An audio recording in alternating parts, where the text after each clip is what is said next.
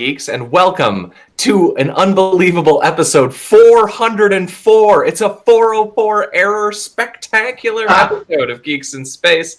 I am Rob Commander Taco Malda, and I am here today with special guest Cliff Lampe. Hey, everybody. Rob Roseboom. Hey there. And Chris DeBona. Hey, everybody. Wow. Since Cliff is actually here, Cliff, what is your take so far on the Crisis on Infinite Earths in the CW? Crisis is such an important part of my comic youth, right? Like that cover with Superman holding Supergirl and just the tears streaming down my young prepubescent face when that happened. I kind of wish there was a grand MCU style treatment of Crisis on Infinite Earths. But since DC hates live action movies, that's never going to happen. So I'm happy. I'm happy to see the old call outs. I'm happy to see Tom Welling. I'm happy to see Brandon Routh. I'm happy to see Satan. Like, I'm happy for all of it. The cameos really are what made me the happiest. They had Will Wheaton even show up, but Tom Welling, when Andrew Routh, when he showed up in one scene, they played the original John Williams Superman score, and I'm just like, oh! I noticed Henry Cavill's too good to show up for it. Whatever, Henry Cavill. He's too busy witchering. And so Christopher Reeves also didn't show up. Yeah. What a dick. What a jerk. That guy doesn't stand up for anything, what with, being crippled and underground. Wow. How's that? Is that harsh? Oh, Dark Fast. Yeah, I went Dark Fast. By all accounts, accounts, West still alive? What's that? Is Adam West still alive? No, he died. Another one who didn't show up. Right. But Burt Ward was in it, right? I know, right? That's cool. Yeah. That guy's representing. So just because I can't stop thinking about it, and I'm super bummed that Nate isn't here, but Cliff, have you played Baba Is You? I have not, sorry. So the preview looks incredible. Yeah, Nate linked a trailer into the Discord, and it's so great. And I was saying earlier, it's the first Steam game that I've bought in 3 years, maybe longer. I think the last one that I bought was Skylines. City Skylines, yeah, that's another great game. But Baba, a lot of people don't know this, but that was a tie-in with the terrible Hollywood movie Skyline. Actually, it's not. I just made that up. That is a blatant untruth. That's like saying Rampage is somehow connected to Rampage. Well, okay, I did see the Rampage movie. Me too. It was not bad. I mean, awesome. You've seen the Rampage movie? Way more than I expected. I mean, it really proves that Dwayne "The Rock" Johnson can make anything work. Malda, you must have seen Rampage, the movie, right? We have a quorum, man. We've all seen it. Okay, yeah. Oh, right on. Yeah, that was. Although I will say they did have that one actor. I don't remember her name, but you know who I'm talking about. She's the one who's terrible in everything she ever does. Judy Dench. Not Judi Dench. Aquafina? No, the one who was in the. She was a Law and Order lawyer. The blonde one? Yeah, and she played the President Business or whatever in the Rampage, with the weird motivations and killed her brother or whatever. Anyway, long and short of it is, she's a terrible actor, but even she couldn't bring that movie down from its rocky highness. So that's a train wreck of garbage, is what that movie is. Yeah, it is. And I am a man who will give 2 stars to almost anything. I mean, but honestly, who doesn't want to watch a train wreck with giant animals and The Rock? I mean, it's really the perfect movie. I mean, you guys are well familiar with my "How did this get made" problem. But this week's "How did this get made" movie was The Spirit of Christmas, where a whole bunch of people that you've never heard of are in a Hallmark movie, where one of them is a ghost who can only come back during Christmas break to haunt a B&B. That's a raw afterlife deal. That's a raw. Is the B&B only populated with lesbians who have been rejected from Hallmark commercials? Probably. It's hard being the Hallmark Channel in 2019. Yeah, no doubt. Like they keep everything they say, they end it with, but we don't want any controversy. You can almost like see the tears streaming down their executives' faces. Like, oh, please make us. All we wanted to do was sell Chardonnay to white women. Leave us alone. Please. We just want to convince urban white women that what they need is a hunky rural man. Yeah. I mean, is the entire channel like propped up by like the farmers only dating site? That's my question. Possibly. ChristianMingle.com. This movie is impossibly bad to watch, but the male lead, like he's supposed to be the love interest, Ian Ziering? and you have to hate him because he's such a horrible actor. Who like is his it? charisma is wrong. You've never heard of him. We looked him up. Here, In fact, we spent a while looking. See what else he's been in. Has he been in Nothing. other We looked up all the things with Tory spelling? No, we looked up all the actors, and you haven't heard of any of them. He's actually on a work release program from. He's on a work release program from San Quentin. That would make sense. Yeah, his next movie is a Christmas Prison Spirit Love or whatever. Yeah. There's actually an That Eighth sounds Amendment case dealing with having to appear in Hallmark movies as part of your incarceration. Your work release. You can't make me do it. It's cruel and unusual. Last time you made me eat lobster. Yeah, that's definitely what straight to DVD has turned into now, right? Right to Hallmark Channel. Yeah, straight to Hallmark Channel or So- Lifetime or. Well, it's funny because like there's like a YouTube channeler person, and she broke down how all the Netflix Christmas movie countries are proof that the Habsburgs didn't happen in their shared universe, and how it's really good. I'll try to find it and link it in the description below, but it was really funny. The whole idea that like the whole like happy-go-lucky Christmas universe that is the Netflix series is like its own dystopic, monarchistic sort of world is very funny to me. And yet America still exists. So Sorry about that. All right. Watchmen. Have we all seen the finale? wow. Yeah. Yeah. Boy. Payoff. That's all we're Where going do to you say. go from there? All we're going to you say, know? dear viewer, is that there's a payoff to that whole series. Wow. But I was reading. Yeah, I mean, there's going to be a second season, right? Yeah, but I was reading what the showrunners were saying, and the way they would do it is that each season would be standalone. Like Yeah. it wouldn't continue from the season. Like they wanted this to be a story that ended. But I don't know. They've used up most of the characters in one way or the other. I don't know what Yeah. they do, but Yeah. I really liked, to be honest, I really liked the second to the last episode again. Yeah. And I was kind of lukewarm on the finale, to tell you the truth. That's very HBO. Remember how they used to end Game of Thrones? The second last episode hit, and then the last episode was and stick around for next season. yeah. Yeah. I do know that I want Roseboom to start wearing the mirror guy hood. From her, I guess. Like, I thought that she was really good and like unused. Yeah. Right? Like- I'm just happy to see any of the designing women get work. Right? Like that. Right. She was I in mean, Hollywood hasn't had any work since the Mannequin movies.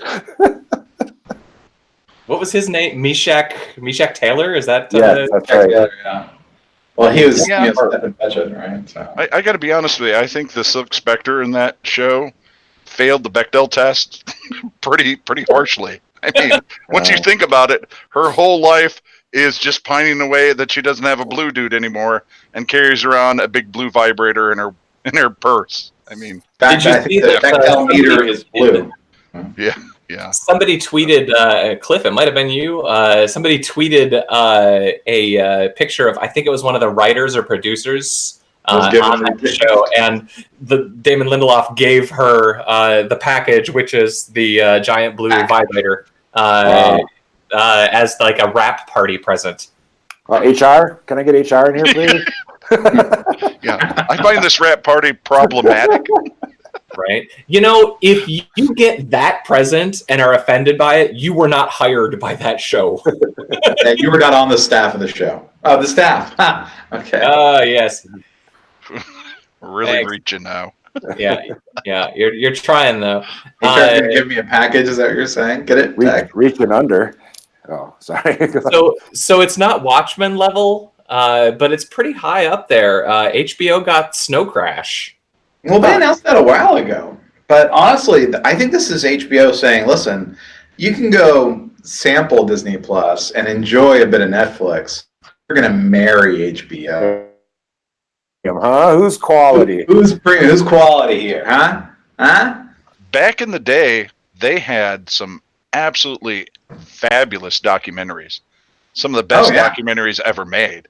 And I think now they're just making their push to have these little serial dramas like that, and to cement their status that way. But yeah, they're coming up with some good stuff.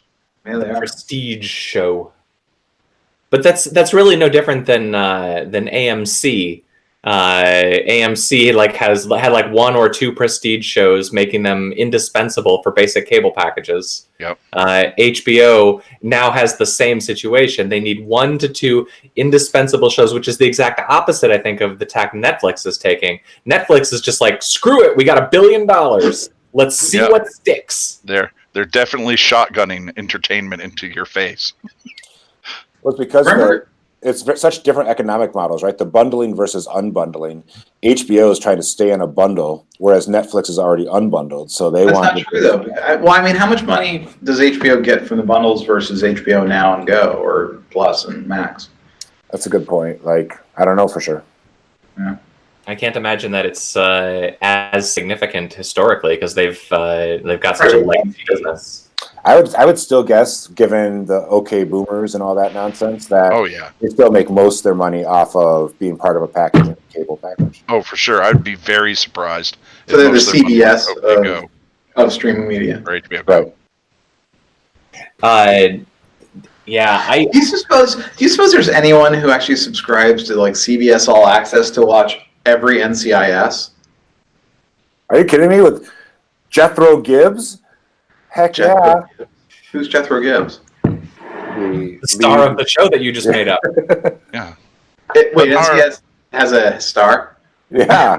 But more importantly, how many steps away is that man from being in an episode of Little House on the Prairie? Hey, who's Jethro Gibbs? Wait, I'm so confused. Jethro Gibbs is played by Mark Harmon. He's the lead investigator of NCIS. Oh, okay. Now I know who Mark Harmon is. I didn't know that was his name. Leroy Jethro Gibbs. All right. Okay, Cliff, connect us to Little House. I'm not going to do it. I refuse. Wait, was Mark Harmon in Little House? No, but it's one of Cliff's superpowers, connecting people to Little House. I mean, we all spend our skill points in different ways. And right. And mine is an obsession with Little House. I couldn't get to sleep last night and realized that my master bedroom was the exact same size and shape as the Little House in the show, and was like sketching out in my mind where the parents' bedroom would be and stuff like that. So that's pretty sick. Little House, is Mark Harmon like married to Melissa Gilbert? He's not. No, that would be. Oh my God! I just made the connection. Timothy Busfield is married to Sarah Gilbert. Wow. To Melissa Gilbert. That's weird. I think I got it figured out. Yeah. So you know who Richard Bull is, right? Mm-hmm.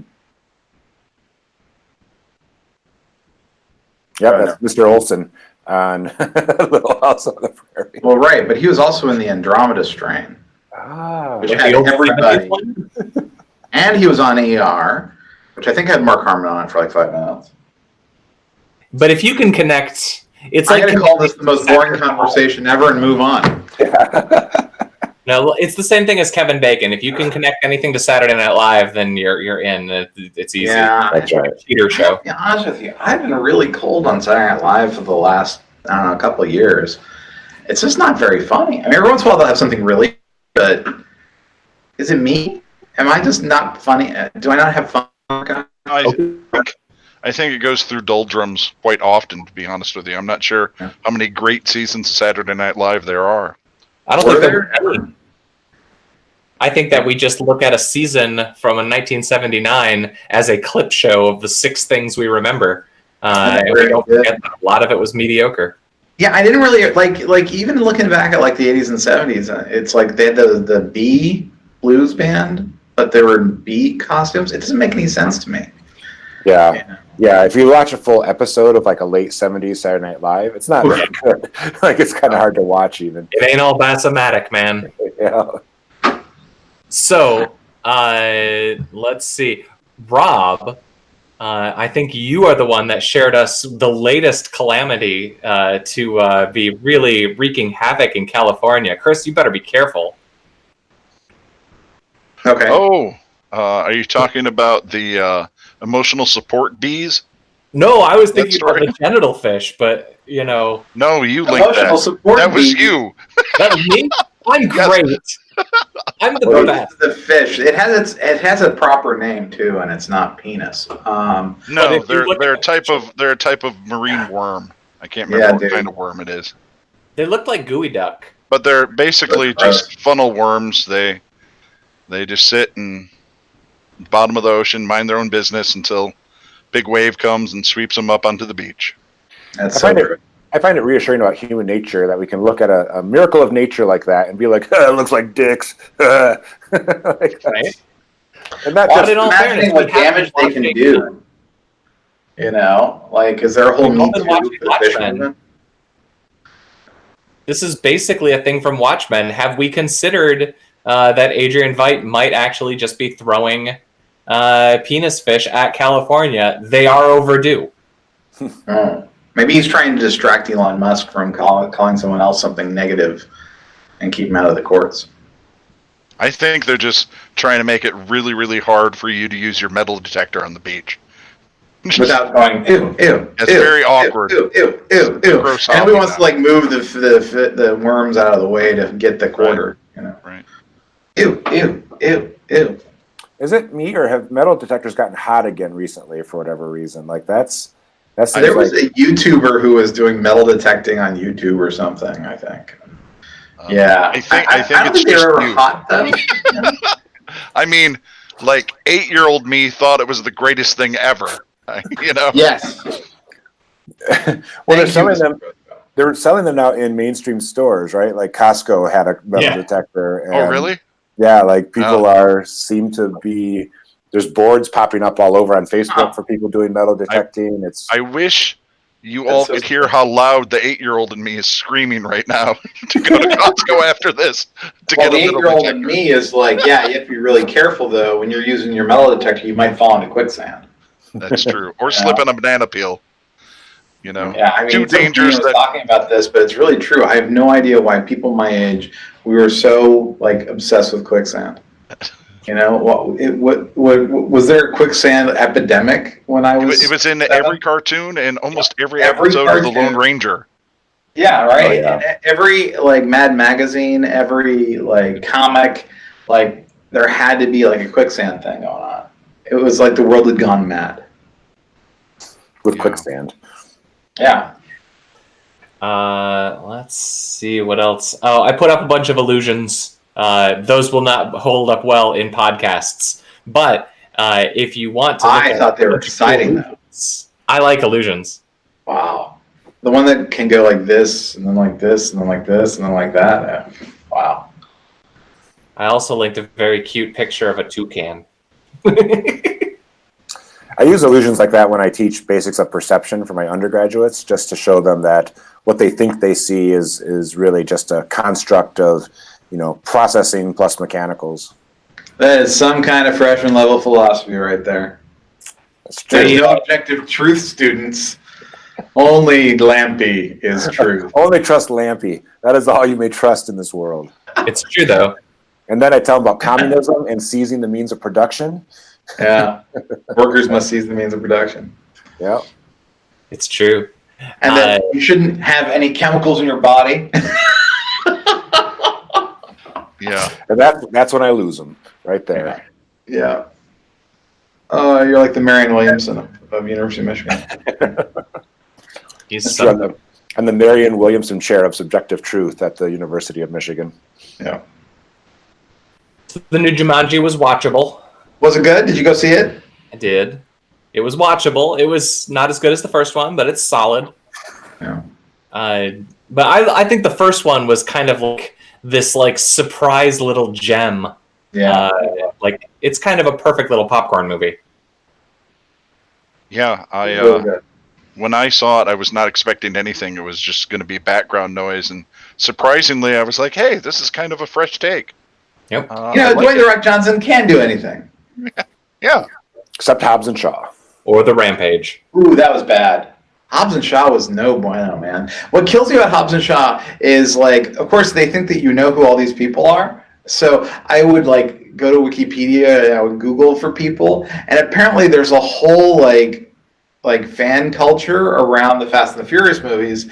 And they call the fight at the end of Hobbs and Shaw the Battle of Samoa. Like it's the Battle of Lake Gulf or Pearl Harbor, like, level importance. And I'm like, there's a whole world of people who this is the most important movie ever, and I'm more power to them. You know, There's a fandom for everything. there's an obsessive fandom for everything. Yeah, but it wasn't a good movie.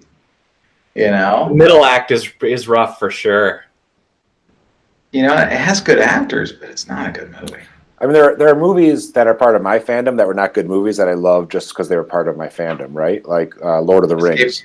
Escape to Witch Mountain. Lord of the Rings is a good movie, just straight up a good movie. Is it? Okay. Like you're talking about the Peter Jackson trilogy? Wow, all right, them's fighting words. There's a lot of walking. The idea of watching an extended cut of Lord of the Rings, it fills me with dread. I couldn't do it. I have done it several times. You would agree that the Hobbit trilogy is pretty terrible, though. The Hobbit trilogy is garbage. I didn't even make it through the last one. I fell asleep in the second one. We went and saw the first Hobbit in the theater, and my wife fell asleep in the theater. It was that I saw the second one in high frame rate, and it made me want to die the whole way through. It's like, this is a horrible movie that looks even worse. If you guys are interested in it, there is floating about, perhaps on a Plex server that one of you might have passwords to. There's an edit where somebody edited all three of the Hobbit movies together into one movie. Wow. And they basically It's only 2 minutes long. Yeah. Well, they excised the love triangle, which shouldn't be there. Basically, they get rid of everything that's not in the books. And you end up with about a 2.5-hour cut. And it's watchable. If you enjoyed the original Lord of the Rings trilogy and want to see a Hobbit movie that's in that universe, that cut works. But watching the Hobbit trilogy, the 3-hour-long edits, I actually had a theory that Peter Jackson put up he actually published the Hobbit trilogy purely as a educational tool. Basically, here's a bunch of footage, badly edited. Go edit your own thing using my Lego blocks, because he has to know. Like, he's a qualified filmmaker. He's a brilliant filmmaker. He has to know that there's 3 hours of garbage footage in his 9-hour saga. I think what makes him feel better end of the day is how gigantic his bank account is. Yeah, he can swim in that pool full of money, and that makes him feel better. Here, I have a question. We should create our own cut, and it should be called Fasting Hobbits Are Furious, because they're always eating, right? So, and it could be like a Fast and the Furious take on the Hobbit world, right? And so Smaug is like coming after them, but they're in, like, I don't know, a Ferrari, and they're trying to get away from the horse guys, but they're not on horses anymore. They're on motorcycles. And lots of explosions. Does fake technology allow me to transform Smaug into a Ferrari? Well, I think Smaug would be like a Lamborghini or a McLaren, right? Because you need sort of a bad car, or like a Lycan or one of those. The Riders of Rohan come in like a whole bunch of Ford Focus. Yeah, but the Focus STs, because those are sportier. That'd be in keeping with the theme. Yeah. This is shadow facts. It's not working, is it? I'm not saying this is the worst idea we've ever had, but It's up there. It's going to be nominated this year for sure. This is like my General Mills cinematic universe idea. General Mills cinematic. I must have missed that episode. No, yeah, this is my brilliant idea that we take all the characters from Breakfast That's series. way worse than mine. Mine's pretty bad. Universe. Well, where does Golden Grams fit in the saga? I mean, I was always assuming. I think the Tricks Rabbit would be a good lead. You get Jon Favreau to direct it. He seems to be the guy you do now to reboot your franchise. The problem is the Hallmark Channel won't let you show any Fruit Loops related to content. Indeed. The day after they will. The next day they'll let you. That's true. Yeah. There is one movie coming out this weekend that I want to see. Cheerios, the movie? Yep. Cheerios, the movie. Starring Will Wheaties. I want to see the Golden Grams movie. Golden Grams movie is, in a world. No, I have my tickets already for Star Wars. I'm going to go while my kids are in school on Friday. Oh, yeah? Well, you'll have to tell us how it is, because I haven't even tried. Because I got so much going on around the holidays. I see the last one at the theater and probably won't see this one. I think that you did yourself a justice, Mr. Roseman. 13 movie. Right? I mean, okay, I brought my 10-year-old, but there's a far gap between 10-year-old and 5-year-old, and there was a straight-up 5-year-old talking through the whole friggin' movie. And I'm like, come on, man. It's opening night, and it's Jumanji. If it's Frozen, no problem. It's still a kids movie, man. You just can't cuff them upside the head because that's frowned upon now. Yeah. And it's other people's kids. Oh, yeah, that's why it's easier to hit them in the head, I think. Yeah. Rob, did you see they're doing another season of Letterkenny like in a week? Yeah. Oh, really? Season 8. Sweet. Yeah, it's going to be a weird one. Wait, I have an idea. The 3M Post-it Note Cinematic Universe. All right. Like, it's just about like various adhesives. Can they fight Sharpies and like other office supplies? Is Sharpie owned by the 3M Corporation? That's a good question. Well, there can be a crossover. Like they can license it like Sony did with Spider-Man, and then we can have like years of speculation where we just Sharpie going to show up in the Post-it movie.